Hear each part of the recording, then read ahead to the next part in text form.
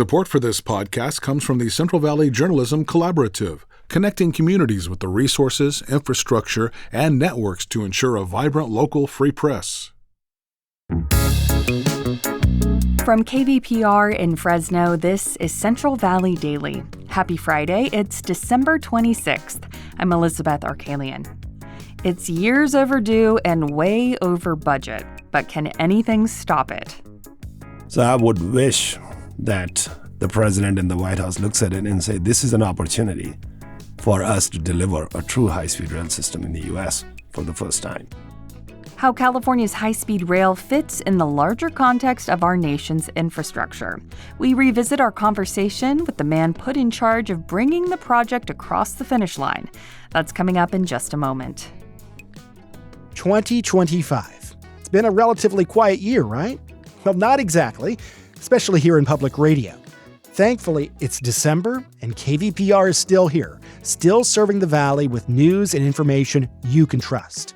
We may have been defunded, but we're not defeated. You can keep programs like this one on the air for 2026 with your year-end donation.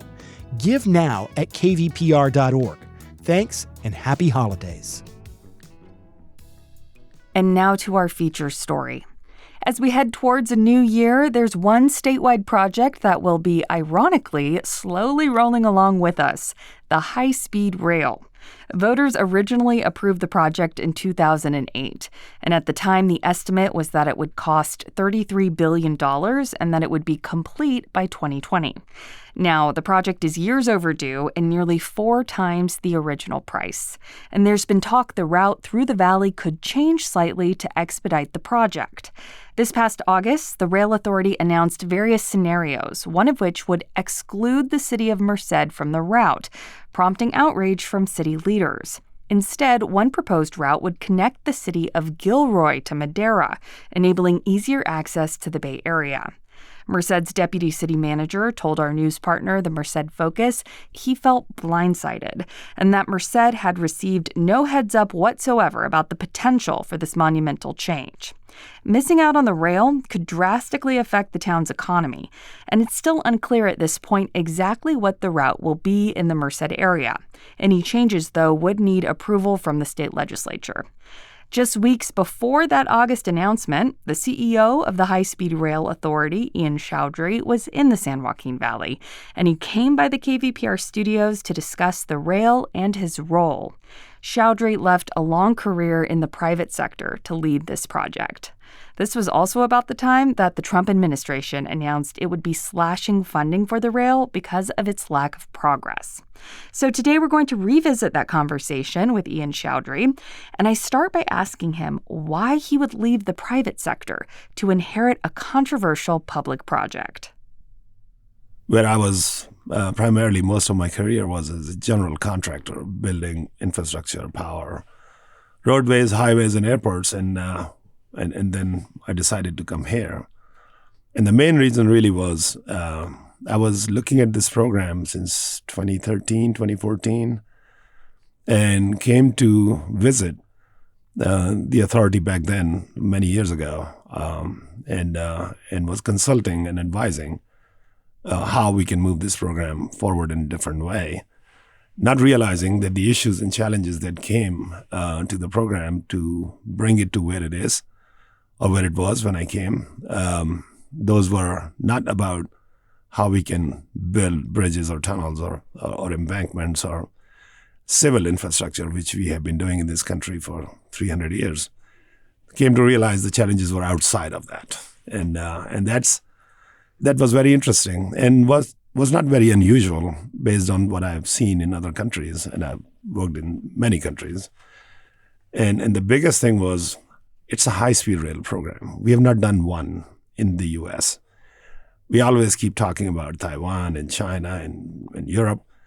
So my goal was like, let's go in and let's build this and get it done and make an example of how we can repeat and keep building more. And I think we are going to get there. You mentioned it wasn't the contracting issues. There were other issues that were a problem. Can you be a little more specific? Yes. I mean, biggest challenges we had were we started the program when we didn't have all the land available. So we brought in the contractors to go build.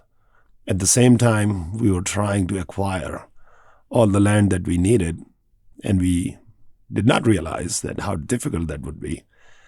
And it's not easy to forecast every parcel that you have to purchase, what kind of legal challenges that you will be faced with on each one of them. So we had north of 2,500 parcels that we had to buy within the 119 miles. And each one of them went through some litigious process to acquire while we had the contractor fully mobilized. So that was just one big issue. There were others. Yeah, you said in another interview that the sequencing of the project was off. That's probably part of what you're mentioning. That is correct, yes. Okay. Well, I have to pivot to the federal funding situation because just a few weeks ago, President Trump announced it would be pulling $4 billion in federal grants. So how is that going to affect the project at this moment? My personal hope is that the federal government realizes the criticality of this program and change their mind because really it's the only true high-speed rail program under construction in the U.S. and I think also not yet in Canada. So it's the largest one in northern North America hemisphere. So I would wish that the president and the White House looks at it and say, this is an opportunity for us to deliver a true high-speed rail system in the U.S. for the first time. Having said that, the absence or the pause on the federal funding of this $4.1 billion does not change our prospects of delivering the program.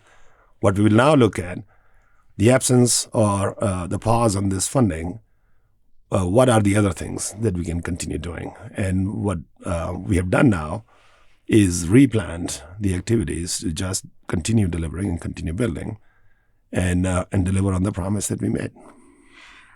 I have to say the Transportation Secretary, Sean Duffy's been very critical of the project. He even, I'll quote him, said, "It's time for this boondoggle to die." Now, I had to look up what boondoggle means, and the definition is work or activity that's wasteful or pointless, but gives the appearance of having value. So how do you justify the value of this project when at this point it hasn't delivered what it promised to do? I mean, these are mega initiatives, largest in the country's history. Considering the complexity of a program like this that is about 1,000 miles of high-speed tracks to be built and then trains to run, is no different than when we took the initiative and we said we are going to do the big dig or we will build the interstate highway grid. That was not done in 1 year or 2 years or 10 years. It took generations, 2 or 3 sometime. So what I would say, it needs national commitment. And that is how other countries have done. So calling it that it's not delivered the rail service yet, we need to also look at where we are today. I mean, we are on the verge of laying tracks within the next 18, 20 months.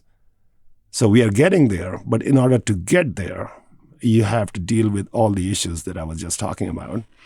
Now, on July 22nd, California's Republican congressional delegation, which includes Bakersfield Representative Vince Vaughn and Hanford Representative David Valadao, they penned a letter praising the pulling of these federal funds, and they wrote, quote, "This project continues to drain taxpayer coffers while other important infrastructure projects languish," adding that the project won't ever be viable. I think there are a lot of Californians who share that sentiment. So you mentioned having sort of national buy-in is important, but how do you have that when this project has become so political and really a sticking point between Democrats and Republicans? Yes, we have cynics and critics of the program, but the majority of Californians, the way I know it, support the program. And here is the reason.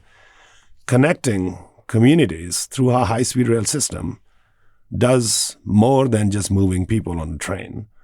It transforms permanently the economic infrastructure of the state and of the country. So if you look at how Japan and Western Europe implemented these programs, it was not politicized. I mean, yes, there were large funding commitments and the programs in those countries had challenges, but the government stayed committed. So what we are looking at now, the state is committed, definitely the administration and the legislature and the folks that I talk to. We would love to have also the federal government commit the same way. Yes, there will be criticism, but, that is always the healthiest thing to do is just talk about, hey, what works and what doesn't. And my job is to go fix that.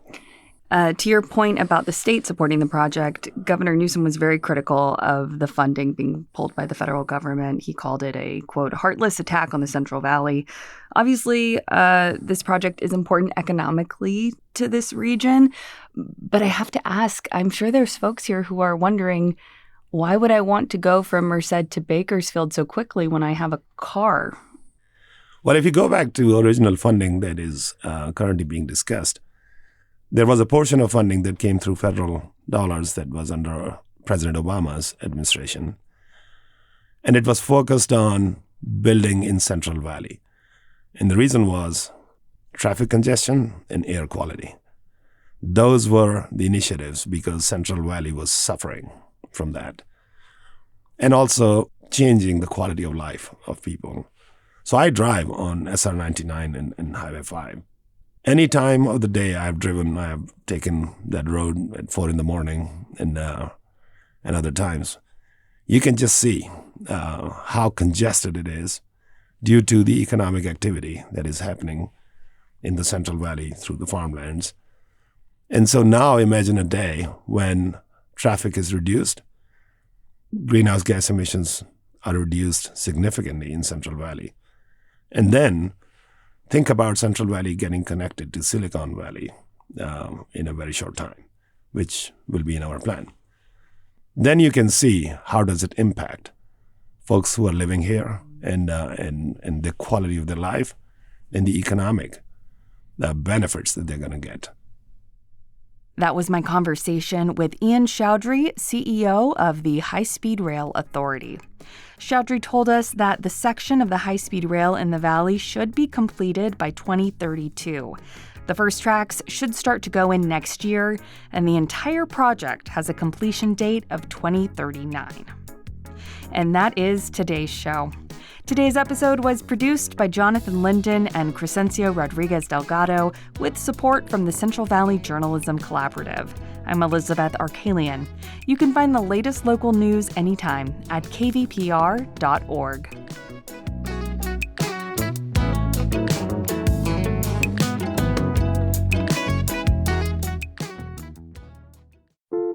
How does AI even work? Where does creativity come from? What's the secret to living longer? TED Radio Hour explores the biggest questions with some of the world's greatest thinkers. They will surprise, challenge, and even change you.